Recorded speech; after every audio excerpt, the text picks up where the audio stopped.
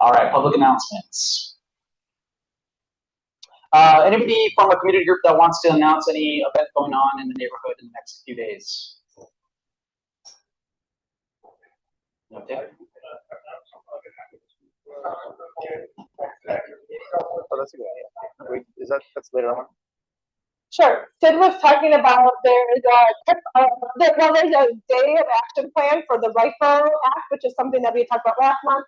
It was in our newsletter. It's basically a way of holding gun manufacturers accountable for that their product causes by creating a fund that will go towards supporting community violence intervention and other gun violence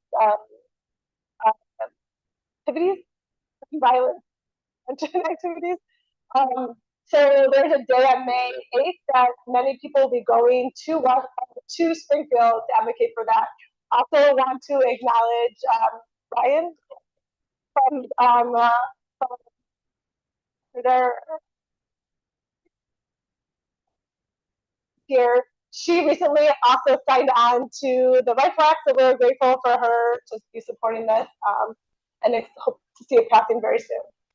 Any other community groups have events going on? Sure.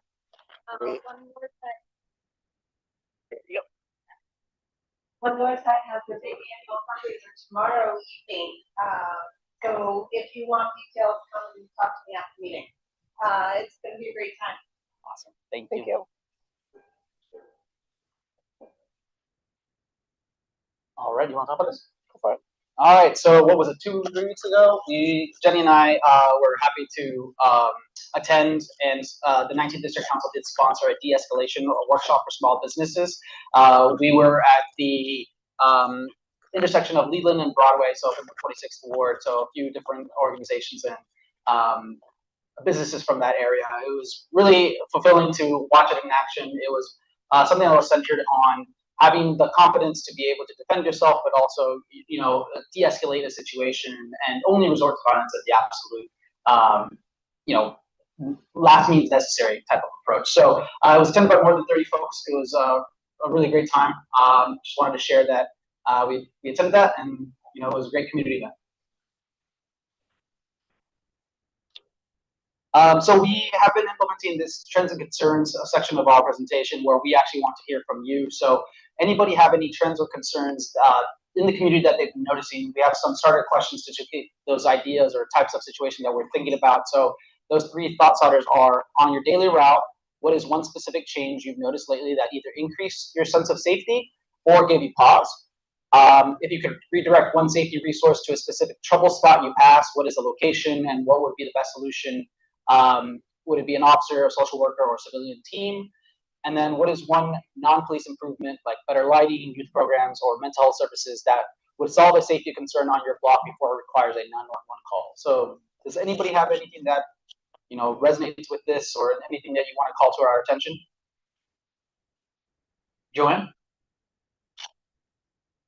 I believe people This is for the people on the live stream. Yes. okay, for people You do both. who do not the rules of the when they drive a vehicle, it's becoming worse and worse and worse.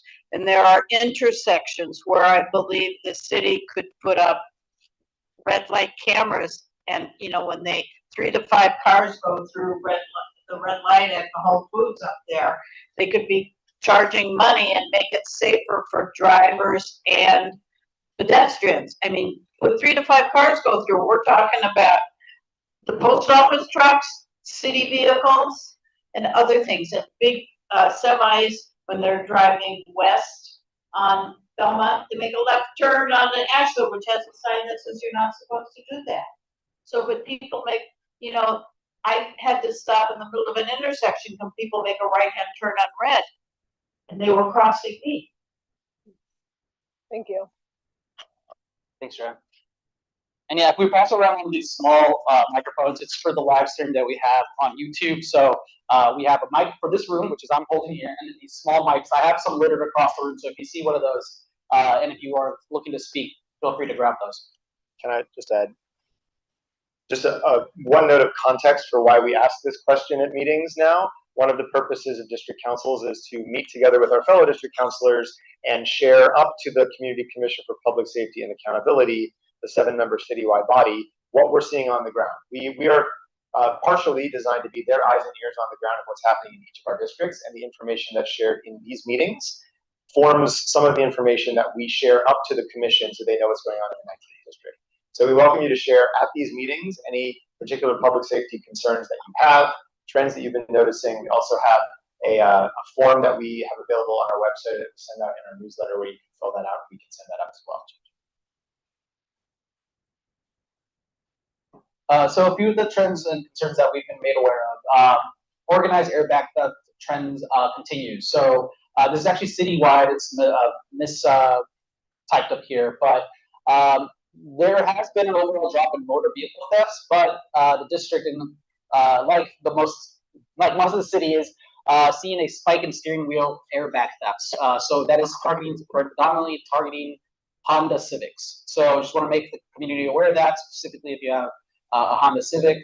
And then there has been a charity scam alert that we were made aware of in the district, which an individual uses a tap-to-pay device to solicit donations, but it's for a fake charity, and then they increase the transaction amount without the victim's awareness. So please just be aware of that. And one last thing about the airbag theft, because it is such a big issue, they found that if you have like that, the thing across your steering wheel, the lock, that they're not taking those. So I know the 19th district. Do you know, Lieutenant Lucy, when the next drop will be of those?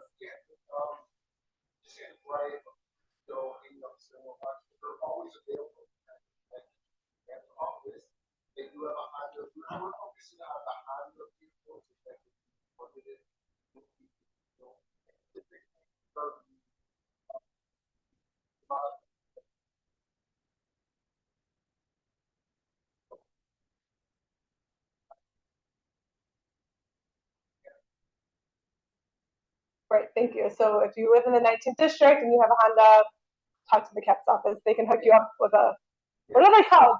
A steering wheel lock. Okay.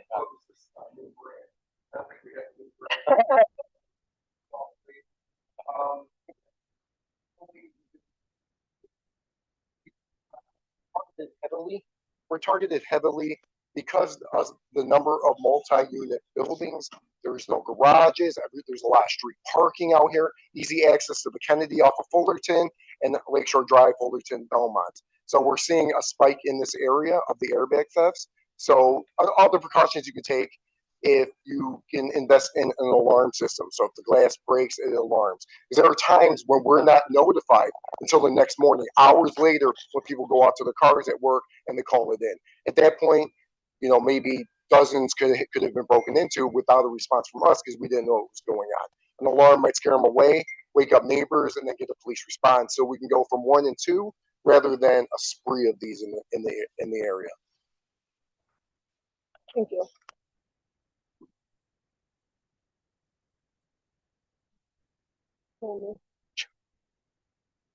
Okay, the next thing we'll cover, thank you, Lieutenant Lucy, for that information. The next thing we're going to cover are some updates that the CCPSA, again, the Community Commission for Public Safety and Accountability, has sent out to district councils. And there are 2 main categories, one having to do with CPD and one having to do, a group of them having to do with COPA, or the Civilian Office of Police Accountability. On the CPD side, the CCPSA held a special meeting earlier this month to put a spotlight on questions around CPD's compliance with the Welcoming City Ordinance. This is the ordinance that prohibits local law enforcement from assisting federal immigration enforcement. And there were a lot of questions raised about whether that was happening and what the protocols are in place to prevent that from happening during Operation Midway Blitz, when we were besieged by ICE and DHS officers. Superintendent Snelling was at this meeting and did answer questions about the city's compliance. The CCPSA also voted, I believe it was unanimously, to recommend that the Deputy Inspector General for Public Safety conduct an audit of CPD's compliance. And that's one of the powers that CCPSA has, which is to refer issues to the Public Safety Inspector General.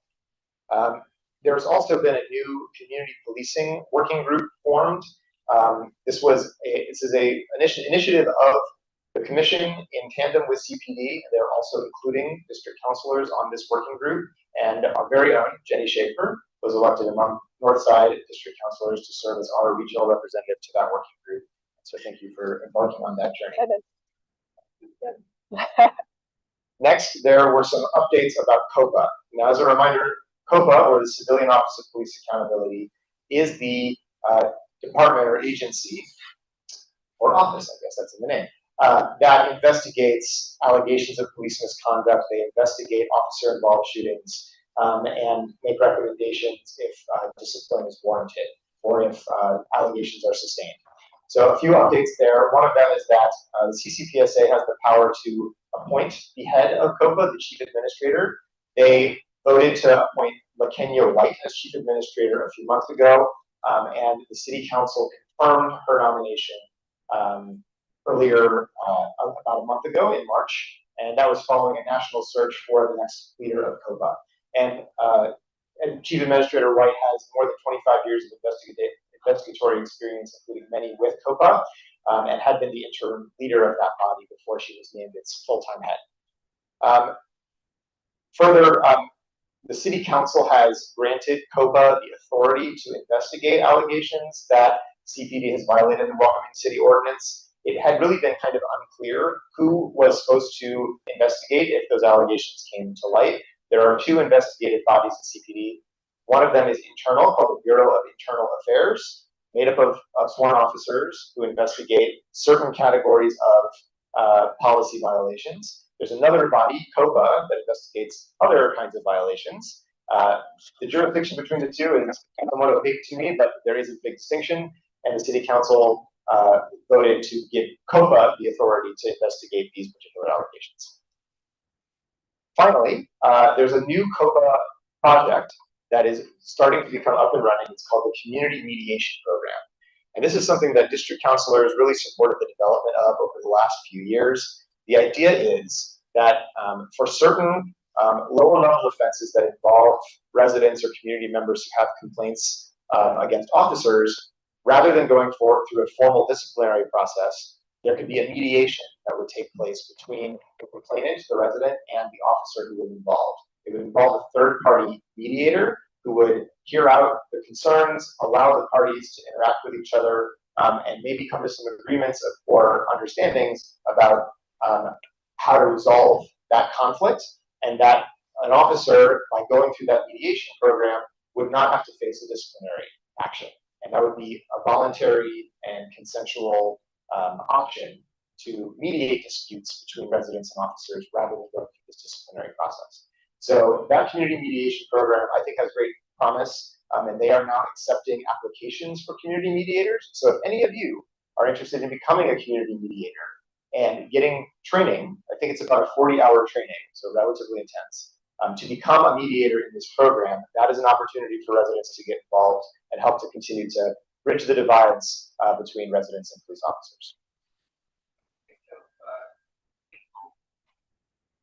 So the kinds of complaints that we're talking about are, for instance, a traffic stop where someone felt like they were treated unfairly or disrespectfully, or there was a misunderstanding in that interaction.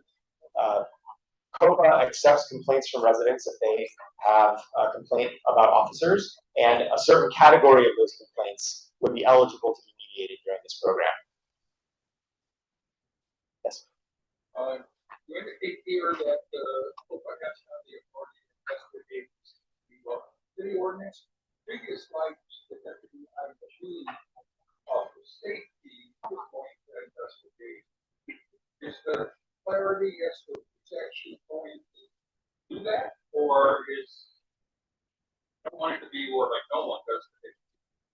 Sure. So I'll just repeat the question for those listening online, or who couldn't hear. The question is, COPA now has the authority to investigate Welcoming City Ordinance violation complaints, but we also just said this, the Inspector General's Public Safety Office would investigate those same complaints. So what is that redundant? What's the deal there? A couple of responses to that. One is you've pinpointed the many overlapping investigatory bodies, particularly around public safety and policing, that Chicago has. There are multiple options, and sometimes they are redundant. My understanding of the differences here are that the CCPSA asked the Inspector General's office to conduct an audit of all previous complaints and general policies in place and general compliance with the ordinance. Whereas going forward, if there are individual allegations of violations, those individual allegations would be investigated by COPA. That's my understanding. All right, going ahead, for anyone who's interested in attending a CCPSA meeting, they are coming to the 19th District next week. They're meeting on Thursday, April 30th at 6:30 p.m. at DePaul College Prep. We've had some of our meetings there in the past as well, and they're going to be featuring a discussion about victim services and what resources are available to victims in Chicago. So anyone who's interested in seeing the commission in person, this is a great opportunity to do so pretty close to home. So we'll go on now to the nominating committee updates. This is related to the CCPSA, because the CCPSA is a 7-member citywide body, but you can only become a member of that commission if you are first nominated by a committee of district councilors, one from each of the 22 police districts, and then the mayor chooses from among those nominees, and then those nominees get confirmed by the city council. So I serve as our representative to the nominating committee and help lead its processes as one of its working group liaisons. We can go to the next slide. Recently, we named 6 nominees to Mayor Johnson to potentially fill 3 upcoming vacancies on the CCPSA. And the update here is that this month, Mayor Johnson appointed 2 of those nominees to fill upcoming vacancies. One of those appointees is Anjanette Young. For anyone who's followed police accountability news in Chicago over the last, 7 years or so, she's become a pretty well-known name. She was the victim of a wrong no-knock warrant. The police stopped the wrong house and went into her home on a warrant.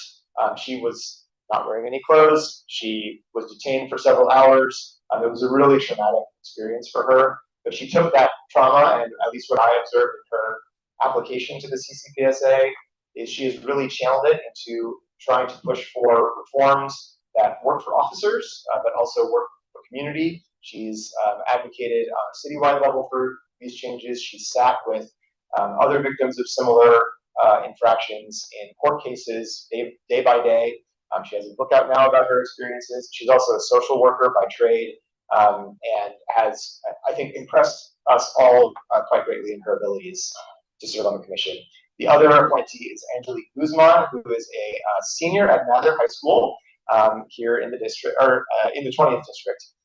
She's also works as an intern for 40th Ward Alderman Andre Vasquez. She displayed a great understanding of the CCPSA and district council. She's been a leader in her school, particularly around Operation Midway Blitz.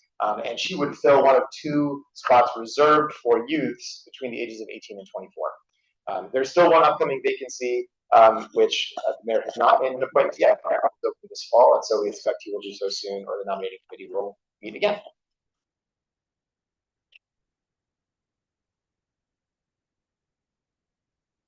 So a quick update on our pilot program titled PARK, which is Parking Alternative Response Team. So this is the initiative in which we've been trying to pass through City Council, in which the Department of Finance will take on parking violation 911 calls instead of CPD. We have scheduled a meeting with the mayor's office for next Monday, and this past Monday I met with community groups JCOA and One North Side, as they will be attending that meeting with me on Monday.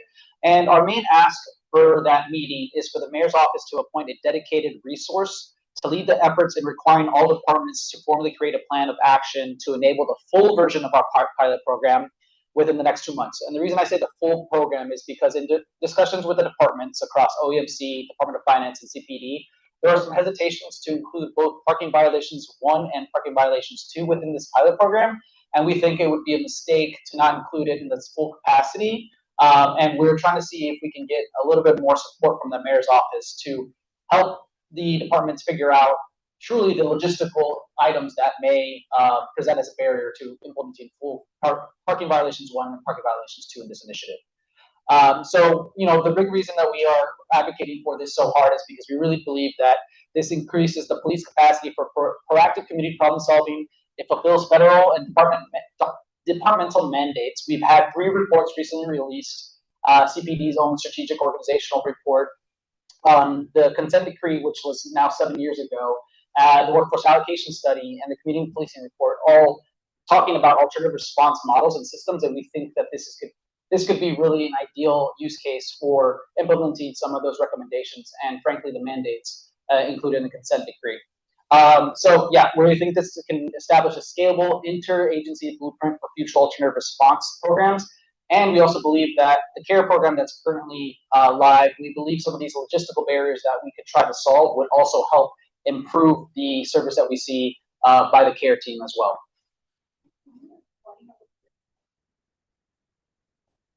Yeah, the question is just to explain a little bit more about the PART program. So what was it, about 2 years ago, we did an analysis of why people call 911 and request service. And we noted that up at the top, about 8% of 911 calls citywide are for parking violations, meaning it could be a parking violation number 1, which is a hazardous bike lane or fire hydrant blockage, or it could be something that's described as parking violations 2, which is more about residential permit. It's expired license plates, so it doesn't necessarily present an issue for traffic hazard. Because this is such a high volume, and specifically in our district, it reaches 10% of 911 calls, we believe that this is an opportunity for us to offload this responsibility set from the police and onto a civilianized department. We found through conversations with the Department of Finance that they have parking enforcement aides, the folks that you see with the yellow vests out. They already issue citations for parking violations number 1 and number 2 on their normal routes. They just don't respond to 911 calls. So we saw a perfect opportunity to civilianize this need by the community, so that instead we have Department of Finance parking enforcement aides addressing parking violation 911 calls instead of police. And the idea there is that it frees up our police to focus on more serious matters, and more importantly, allowing them to have proactive time so that they can be out in the community and building relationships with the folks that are within our community.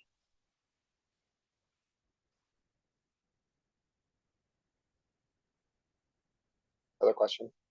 One more question. Can you identify any of the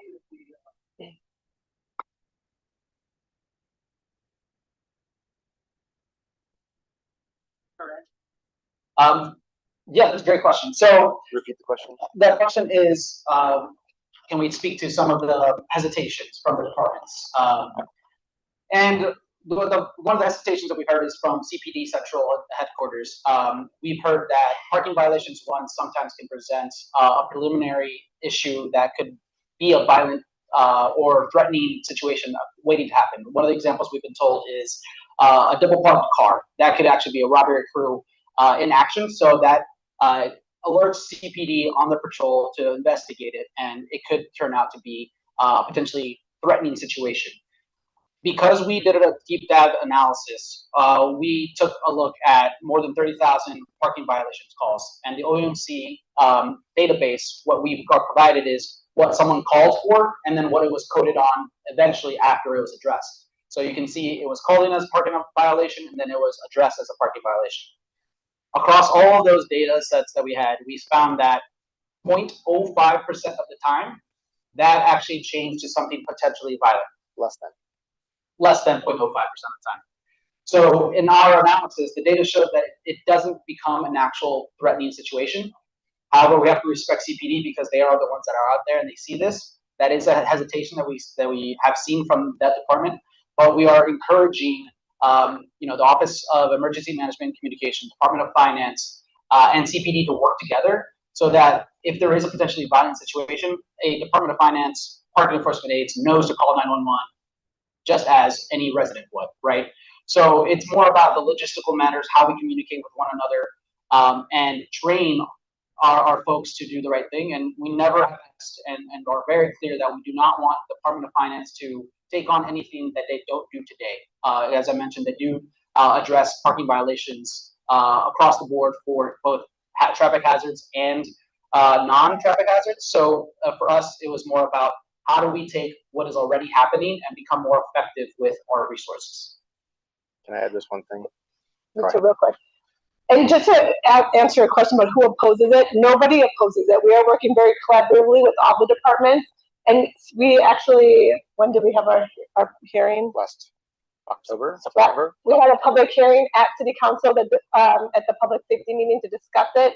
And at that meeting, CPD said, like, a success of this program would be it going citywide. So there is large scale agreement. It's just kind of in these details that we're trying to work out. That's what I was gonna say. So, look at that. And then the last thing I'll say, there are little logistical issues. The Office of Emergency Management and Communication and the Department of Finance, the way that we get them to speak to each other and send information to one another, it still needs to be figured out and ironed out. They have different systems. And then communicating sensitive information over radio, only CPD can do that with OMC, so the Department of Finance doesn't have that. And then last, when parking violations are addressed, when CPD comes to a parked car and it might be the park, they would like to run those license plates through the LEADS program. The only folks that can do that in the city of Chicago are sworn officers, so that's another situation in which CPD is asking if we were to address these, we ideally like to find out a way that these license plates would be run through the LEADS program, but right now it's only CPD. So, you know, a very creative idea that other cities do nationwide is have non-sworn officers LEED certified so that they can run those plates through. So those types of logistical issues is what we're trying to iron out and why we're asking the mayor's office for their support as well. Great questions. Any other questions about that, or can we move on to the workforce allocation study? The real party. Amazing. This is what we have been waiting a very, very, very long time to have this meeting and to talk with you guys about the workforce allocation study. Just as a quick intro into it for people who might be newer to the workforce allocation study, the city and the police department contracted with a third-party consulting group called Matrix to perform a study. Matrix has done studies for many, many, many police departments across the country, including Los Angeles, San Francisco, and Austin. What this workforce allocation study was really the first ever data-driven, transparent analysis of Chicago Police Department, their complete workforce. And maybe not the first ever, but I would guess the first ever. The first in many, many years. There's been other ones done that have not been released publicly. There's been other ones done that have been parts of the department, mostly focusing on patrol. This workforce allocation study was encompassing of the entire department. And the goal, and also talked about officer positions as well as non-sworn civilian positions, which we're going to talk about in a minute. The goal of this allocation study really is to make sure we are using our officers in the most effective and impactful ways, making sure that they are where they need to be, and we're using their training where they're most effective. We're also looking to make sure that there's a workload balance across the districts, as well as one thing in the consent decree that they really talk about quite a bit that's very important is maintaining a supervisory ratio of 1 supervisor for every 10 officers. In a lot of areas, we are not near that, so trying to meet that consent decree requirement and come in line with that recommendation, with that requirement. And then the last thing that this report really does is it provides us with a workforce allocation recommendation for now, but it's also a framework that's able to be adjusted, and as workloads adjust, we can use this model to adjust what staffing looks like throughout the department as time goes on. So we're not just stuck with this in 10 years when things will, even in 2 years when things are different. Just to give a bit of background for those of you who are just joining us, or those of you who've been with us since the beginning, this is an issue that we as a district council have focused on almost since the beginning of our term. It was in our, I think it was 7th ever meeting as a district council in November of 2023 that we focused our meeting on presenting why the city should conduct a workforce allocation study of CPD, bringing in sources from the consent decree independent monitor to the inspector general to the previous workforce allocation studies that have been done but have not been either completed or released publicly, and some data that compared CPD to police departments in peer cities like New York, Los Angeles, and Houston. Following that presentation, Matt Martin, who represents the 47th Ward, which covers a lot of the 19th District, introduced, and then the City Council unanimously passed an ordinance that would mandate that CPD conduct a workforce allocation study. That was in February of 2024. It took another 6 months or so for the city to select a vendor to conduct the study, and that's Matrix Consulting that Jenny mentioned earlier. And it was supposed to take just a year. It obviously has taken a bit longer than that, but it is a 700+ page report that has finally been released this month. And so here we're going to get to dig into what those findings are for the first time. So just really quickly, because we have much more interesting slides, but just to give you an overview of the current sworn staffing allocations, as you might suspect, the Bureau of Patrol makes up the large majority of this, almost 2/3 of the department. The Bureau of Detectives is next with 16%, then the Bureau of Counterterrorism, and all the way down to the Office of Chief of Staff for 1%. So just giving you an idea of the nature of CPD.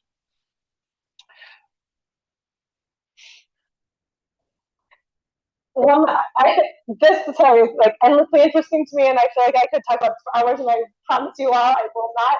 But I think it's quite interesting. I like talking about it. I also think it's interesting to look within the Bureau of Patrol right now to see how many officers are in regular, or how many, these are sworn staffing, how many are actually assigned to regular patrol versus the other pieces of the workforce, of the Bureau. Yeah, and to that point, where you can't see it down here on our slide, it's very low, but there's something down here that says admin roles, and 405 officers are currently in admin roles. That'll come up later and be relevant in our discussions a little bit.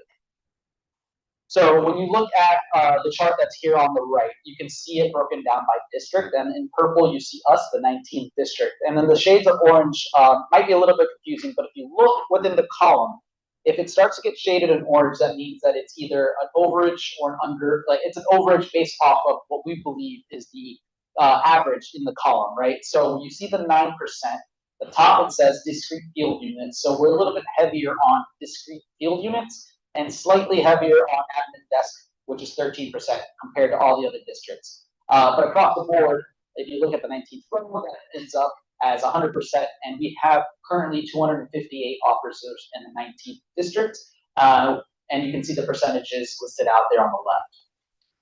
And it's blocked on your screen, but the very right columns say tactical teams, and the very one on the right is the total number of sworn officers in each of the districts. Thank you. Yeah. If you have questions throughout this, there's a lot of data. Yes, Jim. That's a great question, Lieutenant Pelosi. Do you know if you can? Okay, that we've heard that it's categorized differently across the district. We actually had a presentation.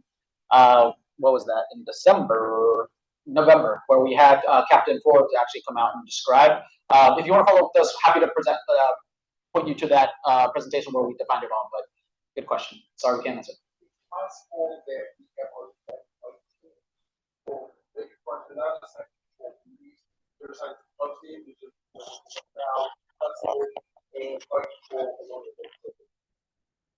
Okay. Bike patrol in the summer, bike patrol around Wrigley, business event units. Got it. Thank you, John Losey. I think it is you. Okay, so digging in a little bit to some of the findings from the study. The first finding was the use of civilian staff within the department, which was a major reason why this study was conducted, because we went into this knowing that compared to other major cities, you can see this chart, Chicago is far below the civilization rate of other cities. Civilization rate means the number of civilians in the department compared to the number of officers.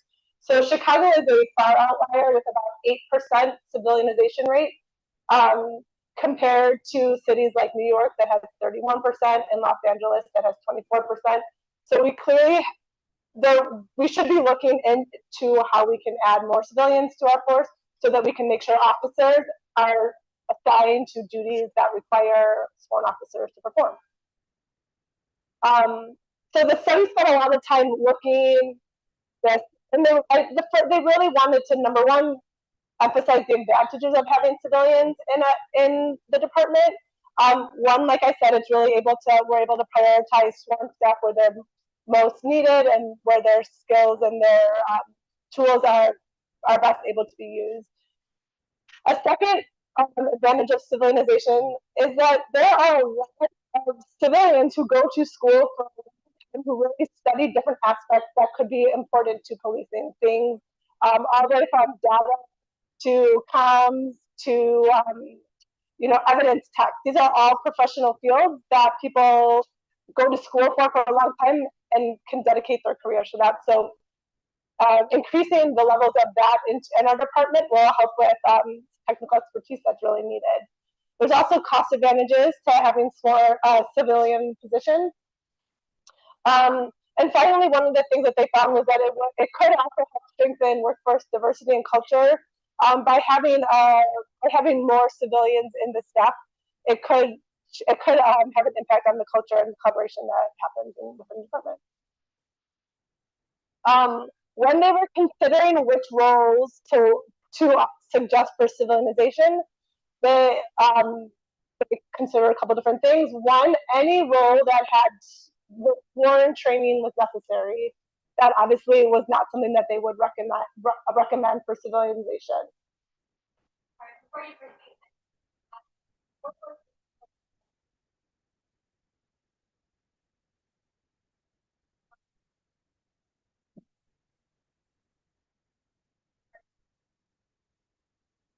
What was the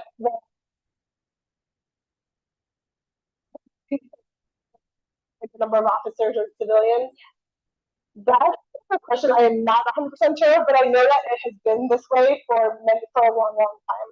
And I know that, you have answers? Well, so the numbers that we showed up in terms of the civilianization rate on this slide were very similar to the ones that we pulled back in 2023, and it was based off of FBI data where they looked at departments nationwide.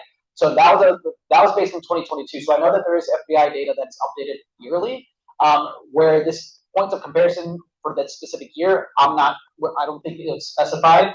But what is really encouraging is that in our independent research, the numbers matched almost exactly.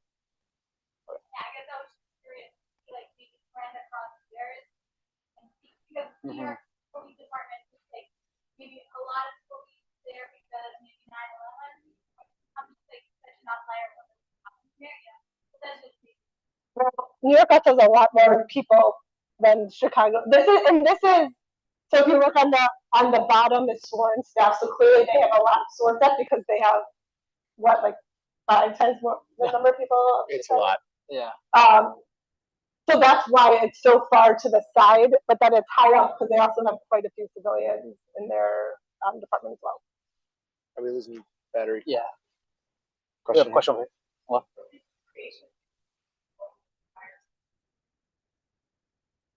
That depends on the role. Not all, for sure, not all roles would need the CJIS clearance, and those are all things that are considered. Hold it up. Right here. Oh, hold it up here. Yeah. Oh, okay, thank you. That is will be things that the department will be looking into and figuring out. But a lot of these positions are, as I'm going to share, recommendations for what would make sense to civilianize will not need CJIS clearance, and there's reasons why that I'll explain in just a second. But that's a great question. So no potential for civilization includes any officer, any job that requires sworn training, or any job with any inherent safety risks. Those clearly should be for the police officers to handle. Roles that they looked at that have a high potential for civilianization, these are 5 different things that they looked at. One was parallel roles, which means in the department currently, do we have both officers and civilians filling that role? If so, does it make sense to sub all of those officers to civilians?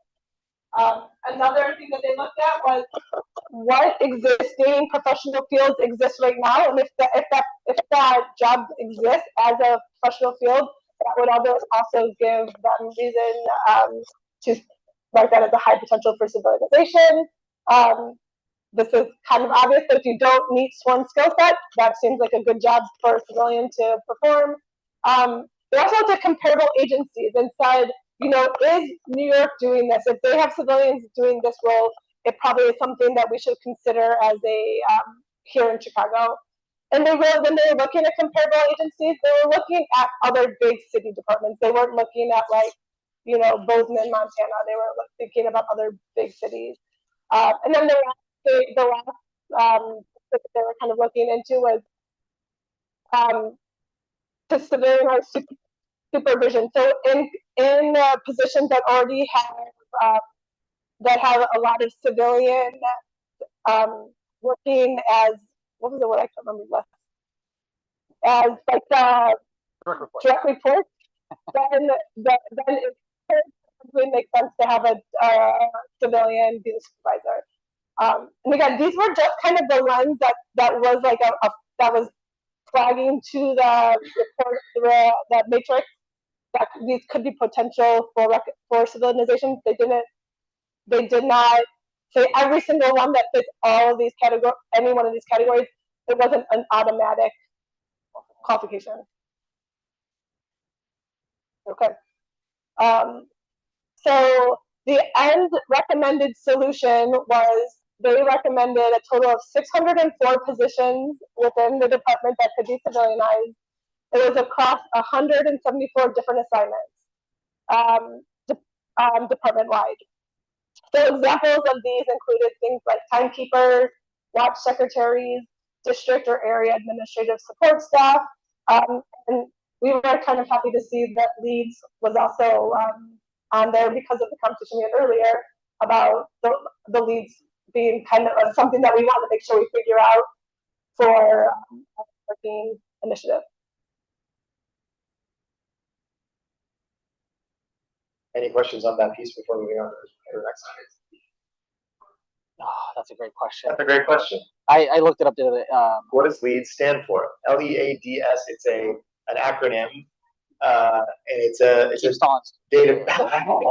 My understanding is it's a database that you run license plates through to check if they've been caught up in criminal activity, reported stolen, in connection with robberies. Right now in Chicago, my understanding and speaking to CPD is that only sworn officers have the certification necessary to submit information to leads and to see information that's from leads, because it will populate on officers' dashboards.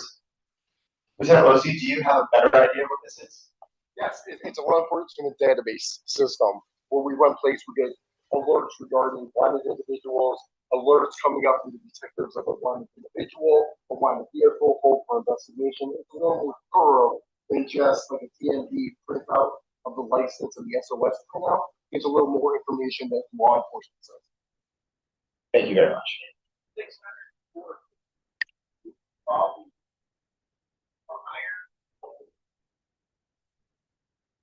The question is, would these 604 civilian positions be additional hires to the police department? My understanding is yes, because we don't currently have them.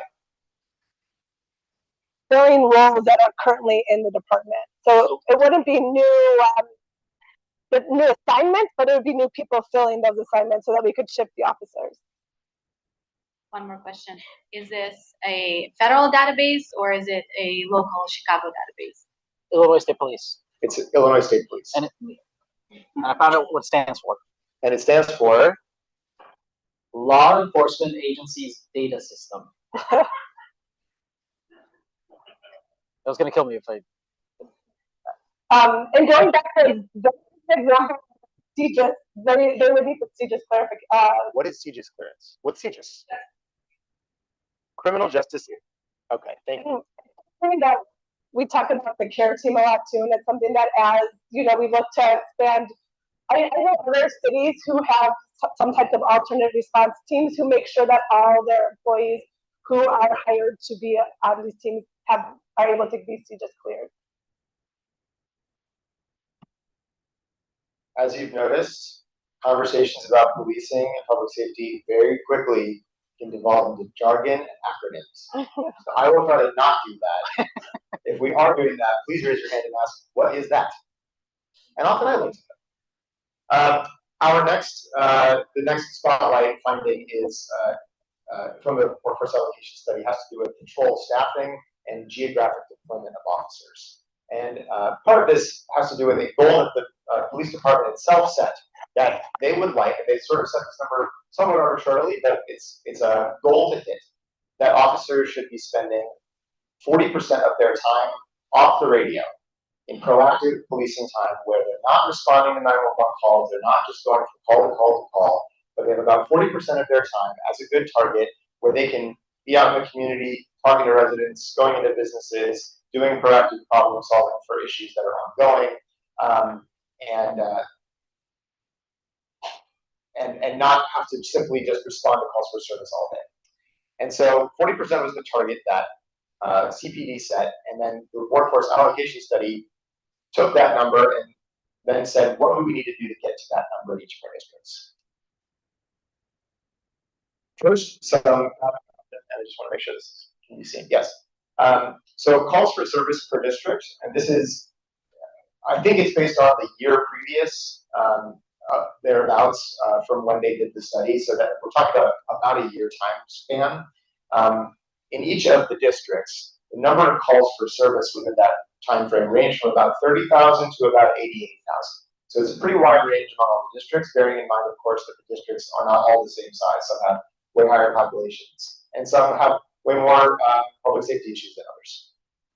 As far as the amount of time that police officers spend handling those calls, this is an average, but the average time spent handling each of those calls ranges from about 37.6 minutes to 46.4 minutes. And actually, the 19th district clocked in at the lowest amount of time spent handling each of those calls in all of the 22 districts, at 37 and a half. Can I make a clarification? Yeah. Just one clarification, because I know we talk about response times. This is not what we're talking about. It's addressing the call. So actually being on site and addressing the situation. And now this next slide is about response times. So once a call gets received, how long does it take for police to respond to the scene? And there's a range there across all calls for service. It's about 11 minutes is the fastest in the 20th district to 23 minutes in the 4th district. Again, these are averages. The study also broke things up by highest priority calls and lowest priority calls. Each of the calls that come in through 911 are given a priority for either immediate response, an intermediate response, or lowest priority where there's not an immediate issue that needs to be resolved, but get to it when you can, essentially.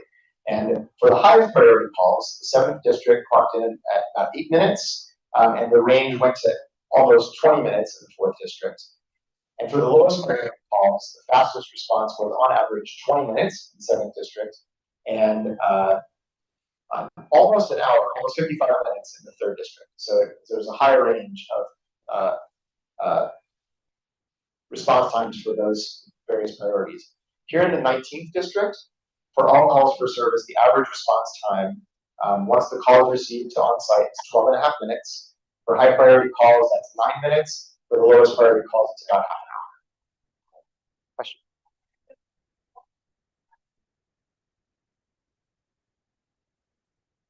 So the question is, does the report go into detail about how these calls for service are coded? My understanding is that the priority is the coding from OEMC. There is some data about what the different call types are. We're going to get to that in a little bit later in the presentation. They didn't do a full analysis of like which should be handled by police and which shouldn't, but they did do an analysis of various different call types. So going to the 40% goal of proactive times by districts. Looking at the current workforce and looking at the current workload, the study looked into among the districts, which districts already had met that goal of officers being able to spend about 40% or more of their time proactively off the radio, and which were below that 40% goal. Most districts did meet or exceed that target already, 13 out of the 22. But there were 8 districts that were below that 40% target. And in purple, you see highlighted the 19th district. In the 19th district, this study calculated that officers are on average around able to spend about 31% of their time off camera. That's below the 40% goal CPD set. And you see a couple of districts there in red. That's the 12th and the 8th districts. Those are districts where the workload is so high and it's distributed, I'm not sure if you want to say poorly, or it's so distributed that the officers are stretched very thin that they have very, very little time where they can proactively spend time in the communities. In the 12th district, only 9% of officer time can be spent off radio. And it's also worth noting, again, these are averages, so that proactive time can really vastly deviate from watch to watch, daily, weekly, monthly. So these are averages we're talking about here. And I just want to say that this really validates a lot of people's experiences that they don't feel like they see officers walking the beats, they don't see officers being around. And it shows that, you know, our officers in the 19th district don't have the proactive time that is the target that the district has set. So your feelings should be validated by them. And why would you also kind of like with the other districts much workload not well distributed? Like, what is the why behind this? The question is, why is this the case? And the proposed answer that you gave was because the work is not well distributed. That's basically the answer. That there are some districts that have a lot of officers and fewer calls for service. There are some districts that have fewer officers and tons of calls for service. And that distribution of how we allocate the officers and how many calls are coming in each of those districts is what determines how much time they get to spend on radio.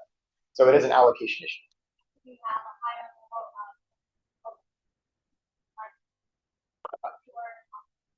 It's really, there's two variables here. It's number of officers and calls for service. And at least according to this data, the calls for service is a little bit higher than the number of officers who are available, the work hours that are available to handle all those calls, so they're not able to take as much time off radio.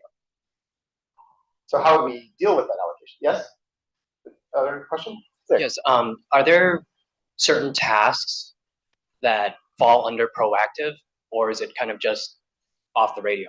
It's a great question, and that has to do with what community policing could look like. There's a whole separate 100+ page report about this that Jenny has slides on that we're going to talk about a little bit later. So I'm going to put a pin in that question for now. But yes, there's a lot of conversation about what that proactive time should look like, what communities want to see, how it can best be spent, what training officers would need to make sure they're maximizing it. It's a whole issue unto itself. Yes. It's also off radio. Those are the same thing. I'm using those interchangeably. Definitely not camera though. Yeah, you said one time I saw said off camera. I did not mean to say off camera. I just want to check. And there's very specific protocols that CPD has about when their body worn cameras need to be on, when they can be off, and this would not be a way around that in any way. It's just time not responding actively to 911 calls is what I meant, and I apologize for the confusion there. So we have an allocation issue. What does the workforce allocation study recommend to deal with that issue? There are two essential recommendations. One is to assign patrol staffing based on the workload in each of the districts to reduce those service gaps and allow for more proactive time. The other one is to shift the geographic area that officers are assigned to work from beats to sectors. And I'll go through each of those now in a bit more detail. So for the staffing allocation, the study proposes two different models. One of them would leave the current number of officers that we currently have, not essentially hire almost any more, and reallocate them from among the districts so that the level of officers essentially match the workload in each of the districts to allow all of them to achieve this 40% goal of time off radio. And what that would look like in the 19th district, even if the department didn't hire almost any new officers in total, under this model, the 19th district would receive additional 21 officers from other districts, so that there would be more officers on hand in the 19th district, and they could spend more time in proactive policing. And it's not just officers from other districts, it's also looking to the civilianization of desk jobs and things like that within the patrol, within the Bureau Patrol.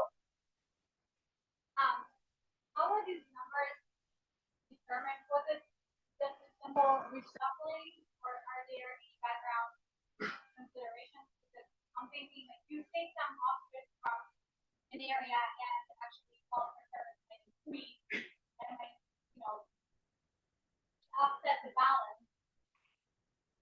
So, do you have an answer to that? Yeah. So, I mean, it's a 700 and something page report. There's a ton of math that went into it of calculating like the different times officers been doing this and all these different things, and then dividing it by the number of actual, like, let's say there are 260, whatever it said, for multiplying that by the number of minutes that actually officers are available in the 19th district. So there was a ton of math that went into it. We are just trying to provide like the high level, like here's what it is. If you want that level of granularity, I highly recommend. I just wanted to know if people were shuffling. No. There's more stuff. No, there was a lot of thought and 700 pages of how they did all that. And in one respect, this model, option A, is a simple reshuffling because you're essentially holding constant the number of officers and saying, if we just keep that number of officers constant and we want to achieve this workload of 40%, how would we reallocate where that staffing is? Lots of assumptions are built into the model for how much of workload actually would lead to 40% time, how many full-time equivalents would that require, things like that. So those assumptions are explained in the report. There's a separate model that would hold the current number of officers in each of the districts constant, or at least not reduce the number of officers in each of the districts. So the first model would reduce the number of officers in some of the districts. For instance, if I go back one slide, if you look at the 20th district, which is right below the purple box on the left, under this model, the 20th district is estimated to have way more officers than it needs to achieve that 40% proactive time. So this model would reduce the number of officers in the 20th district just to our north by 50 officers and send them elsewhere.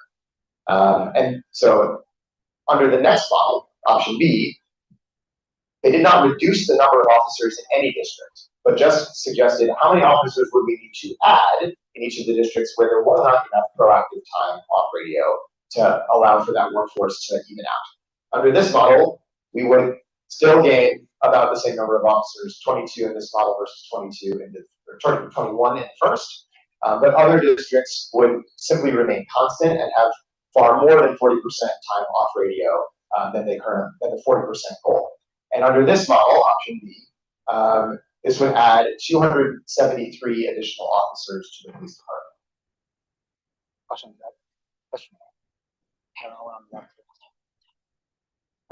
Yeah, it just seems like there's a huge focus on the 40% proactive time. I'm just curious, you mentioned before it was kind of like arbitrarily set. Is there anything in the study that talks about like how other cities like determine what the proactive time should be for police officers? That's a good question. Not actually sure. I did not see anything about that. That was just a number that was, from my understanding, that was a number that's a target of our police department. It's also worth side noting why I keep looking at Jenny for this.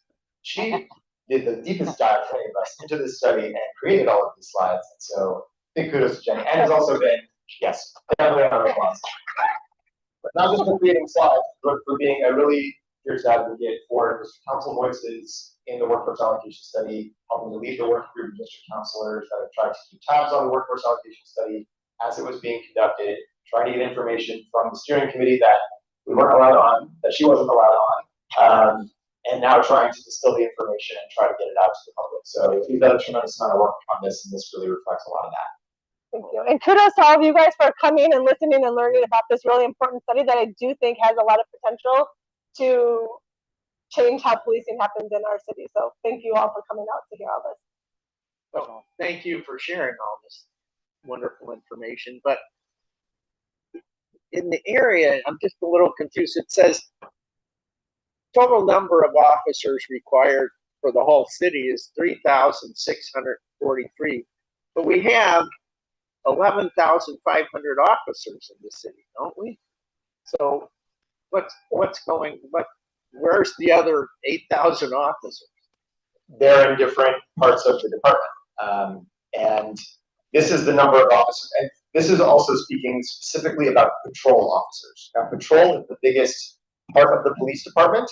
It is the officers that we have in our districts, walking beats or in beat cars at our local police station. But there's a lot of police officers who are allocated to other parts of the department. That was the first slide that we showed.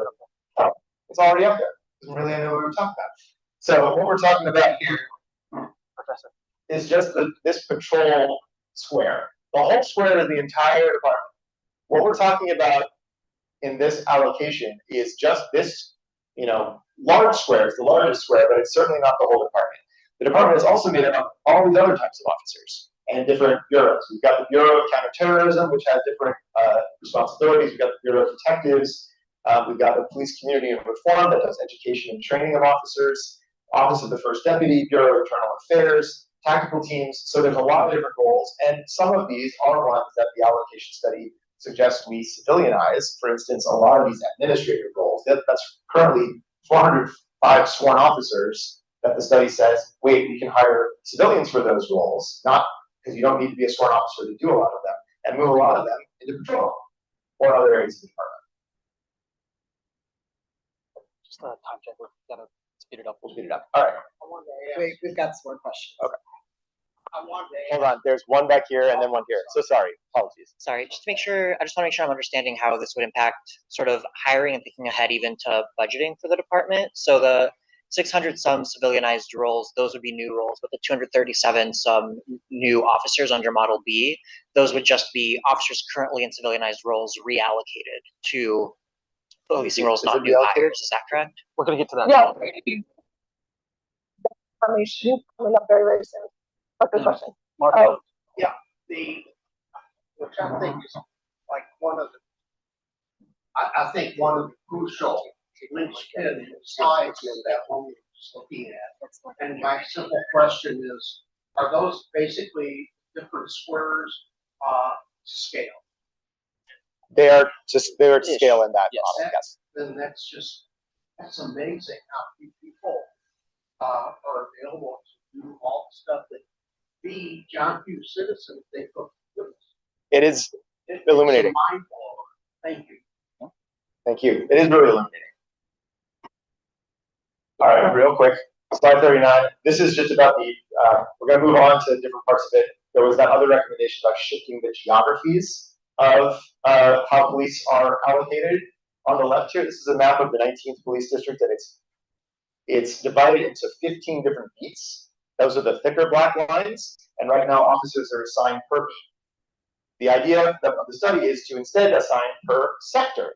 And in the 19th district, we've got 3 sectors, and those are divided by those purple squares here. So if we allocate officers on each of the watches by these larger geographic areas where they might be able to distribute their work a little bit more, that might even things out as well.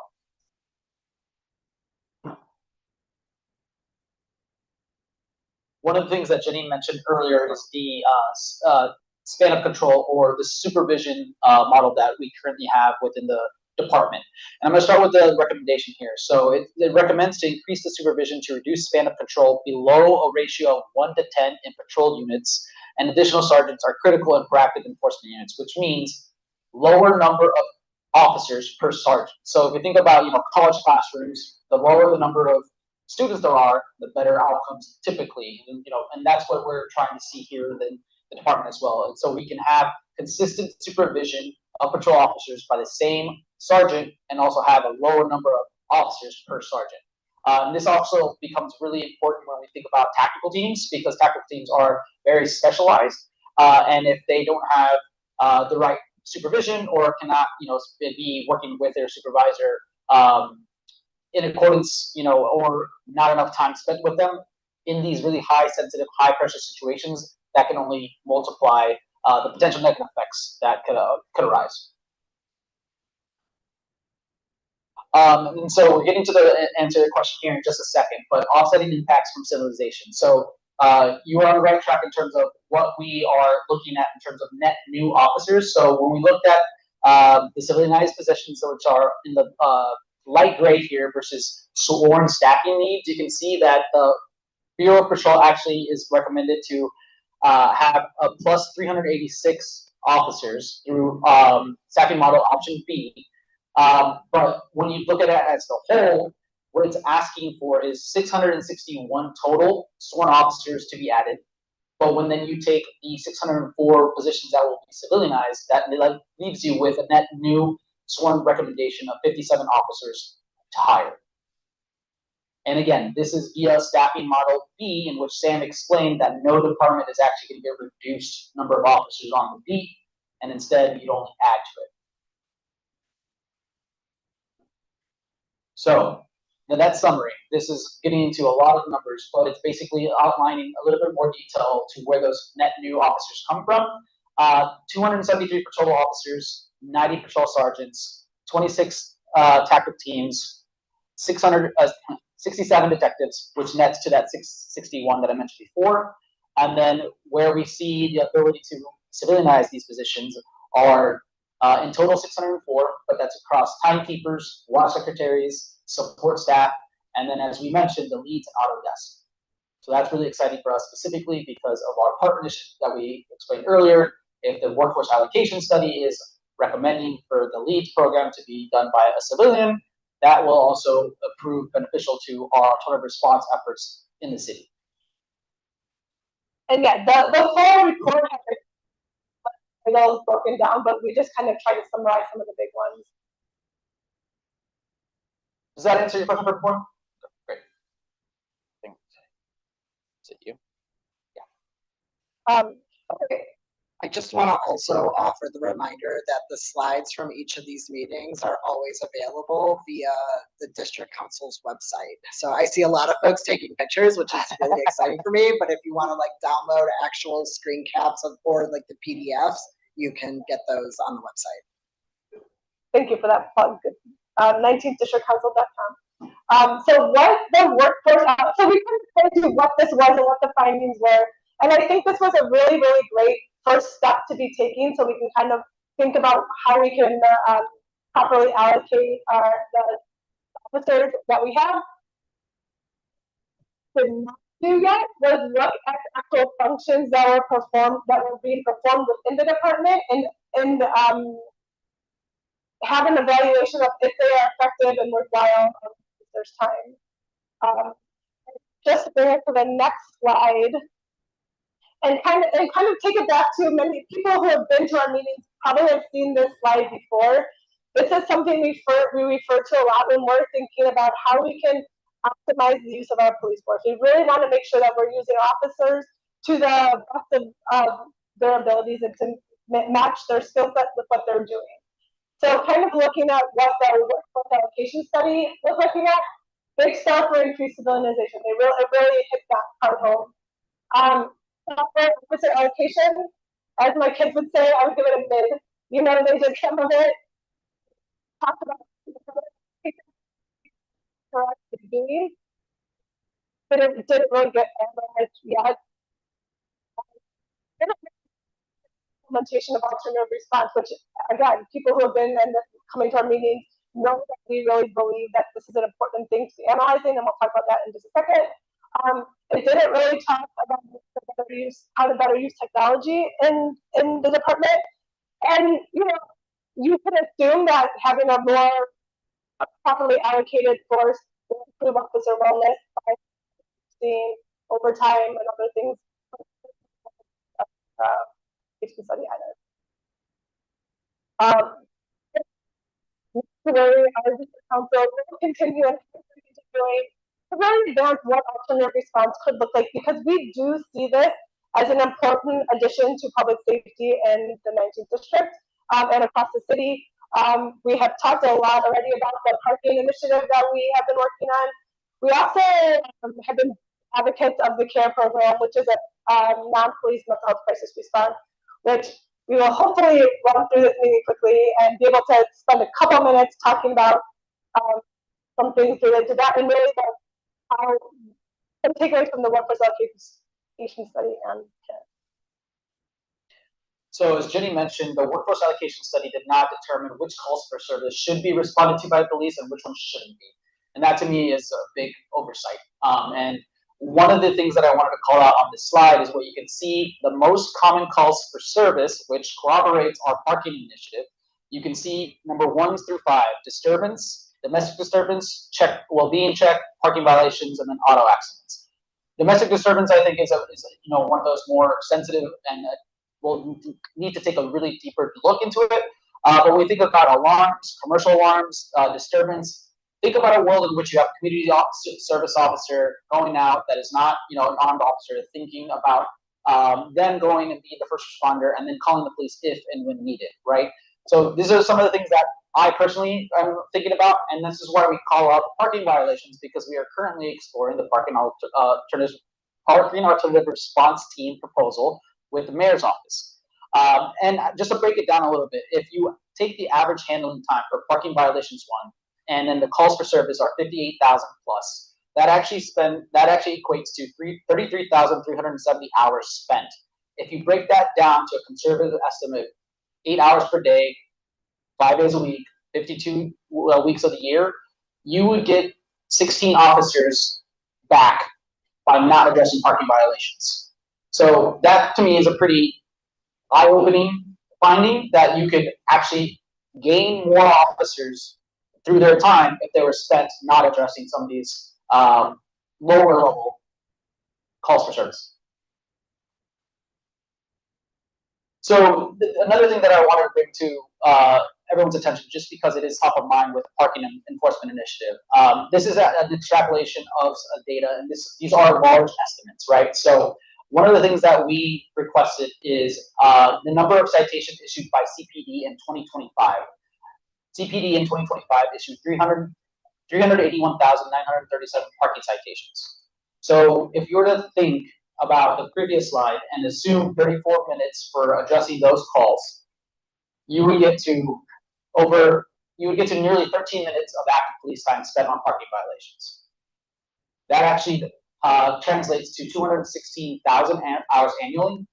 And if we were to reduce that down to 8-hour patrol shifts, we would get back estimated 104 full-time police officers without them having to address parking violations. This is an estimate. Even if I'm off by a factor of half, we would get 52 officers back. And we just talked about adding 273 officers. That's a fifth of that, right?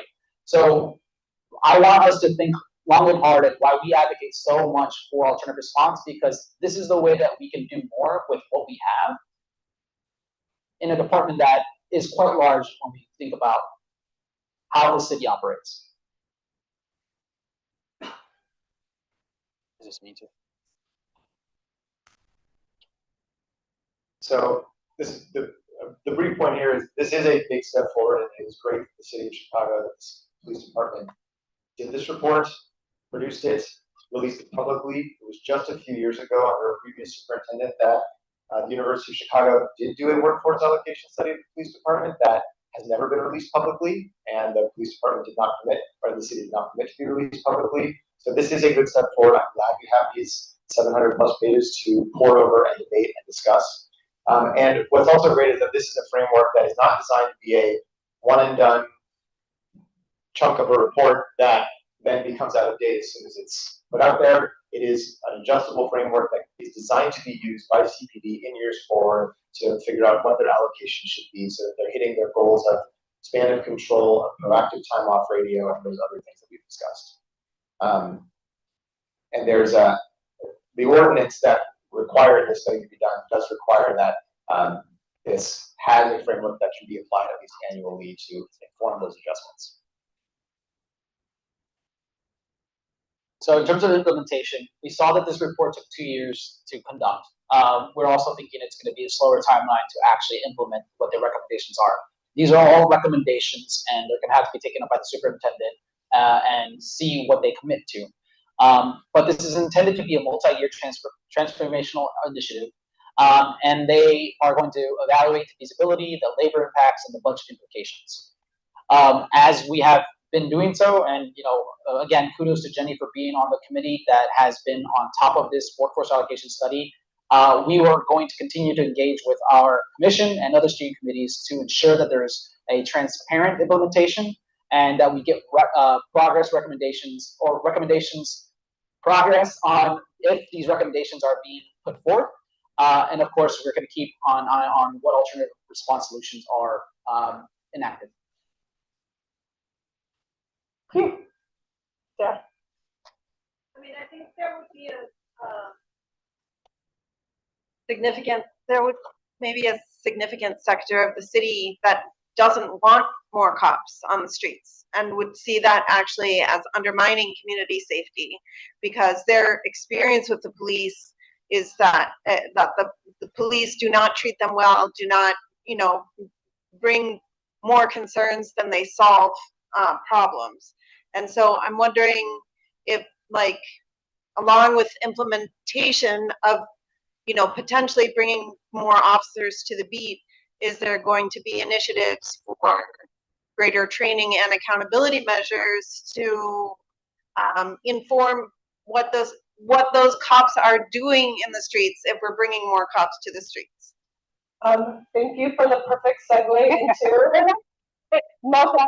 only 170 something pages. The community policing assessment, and that's a great question. And we are almost at. We want to respect everyone's time and kind of move through this quickly. We will spend some time in our newsletter sharing more information. It's also, like Matt said, it's on our website. But the report did kind of go into that and what they want. What do we want? We want to see all officers really becoming community policing officers, really embedded into the community, knowing the resources are available in the community, what nonprofits are there, what libraries, what are like all the rich things that we have that we can offer people who are in crisis. So the report suggests ways to do that. We also talk about like CPD should be spending that 40% off radio time, both through informal interactions with community as well as through joining and going to other events rather than leading their own events, like all the senior bingos that happen, moving more towards pushing into the other events that are happening and joining those. That is quickly the slide of all the recommendations that. And just Sarah, to your point about training, like one of the things that I was encouraged by this number 8 recommendation, training all members of the history of policing in Chicago. I think that's really important context that we need to take into consideration as we think about community police officers. So there are recommendations in this community policing report that do align with what you're talking about. But yeah, more so looking at it holistically as well. Yeah, and maybe in the next month we have an idea already for a meeting, but maybe in the following month we can go dig deeper into this report as well, because it is really important. This is actually where I spent the majority of my time really understanding that report. Okay, really quickly into care. I wanted to say this exactly on the slide because I wanted to the workforce allocation study. There is a coalition of people called Treatment Not Trauma who've been working for years really to work to bring Chicago to a mental health care that is really people close mental health clinics so people don't get to the point of crisis, but they want to establish a living room model. We in the 19th district are really lucky to have one of those run by Threshold. It's not city run, but it's a place for people who are in crisis to de-escalate when they are having crisis. It's expanding care 24/7 citywide. So making sure that we're creating the worker, like a work stream for people to go into this work. So they suggest this is going to cost, they're estimating about $150 million in total when it's completed. And this could shift, but this is kind of the goal that we're going for. There are 3 different revenues that they are suggesting that this money could come from. One is a revenue that we already have in place. It's called the Smart Tax. It's a tax on large media companies It's estimated to bring in about $30 to $40 million. We are already collecting money on the smart tax. The big caveat is we are not using this money yet because the social media companies definitely do not want to pay this tax. So it is being fought in the court. The city feels very confident that it can win this. Actually, the governor of Illinois also was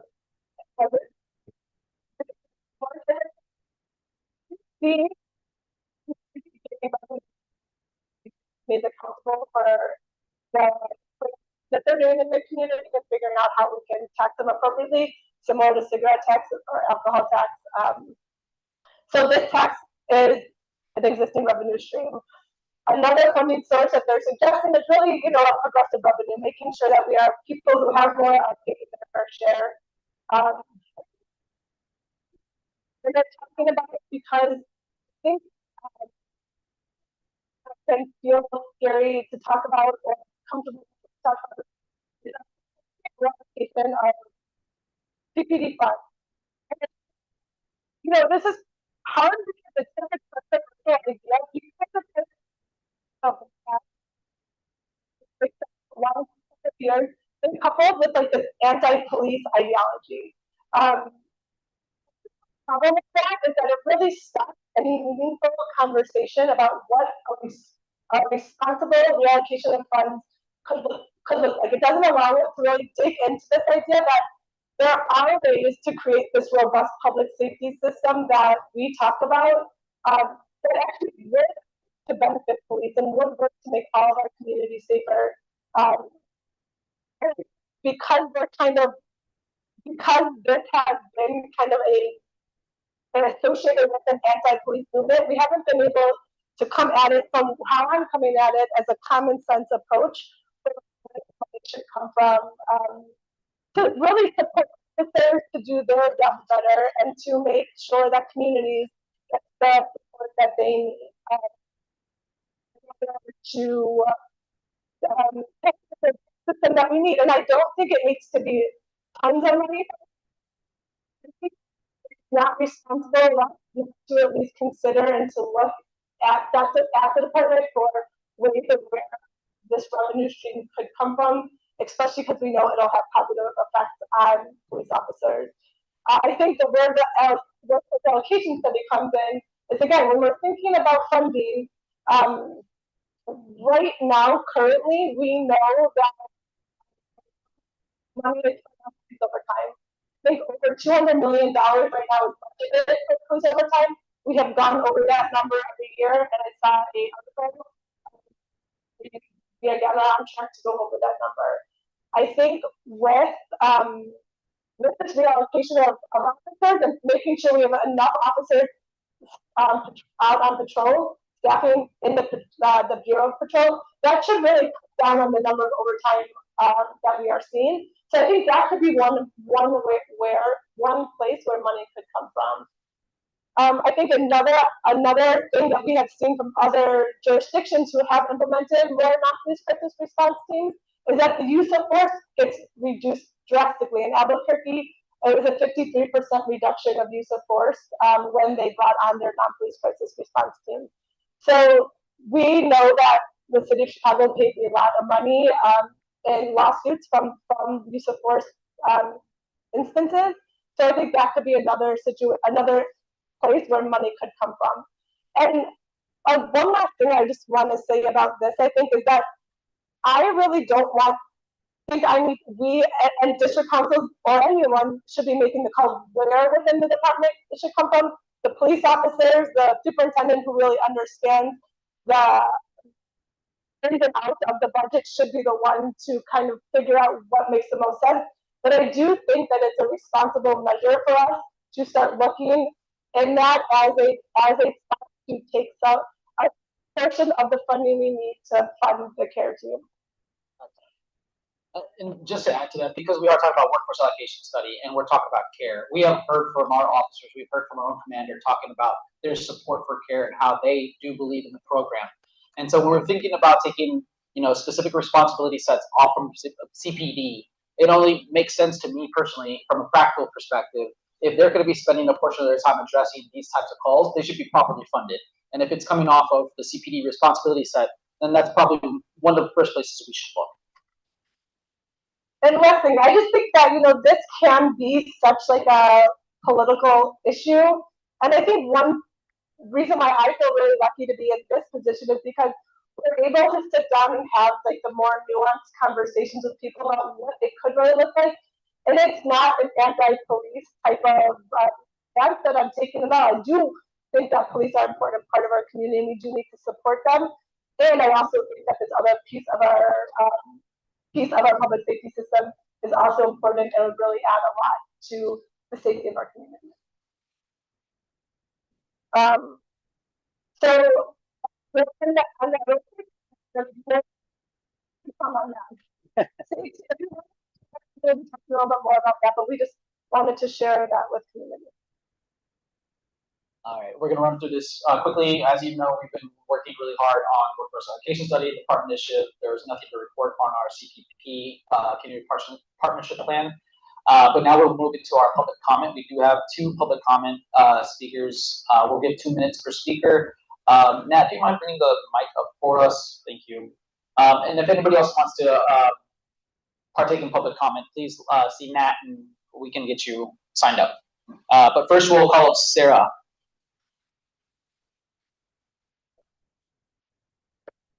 Just on the record, I want to commend you for all the work that you've done on the allocation and the other initiatives that you've done. I just think this is, game changing. It's long overdue. I know it's taken a long time, but just the fact that it's moving forward at all is really wonderful. And I just want to reiterate that,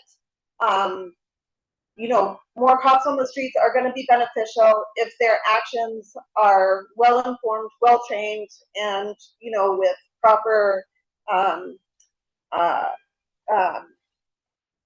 blanking on the word. Yeah, just the proper oversight. That's all. I cede my time. Thank you. Thank you. And then we have Mark.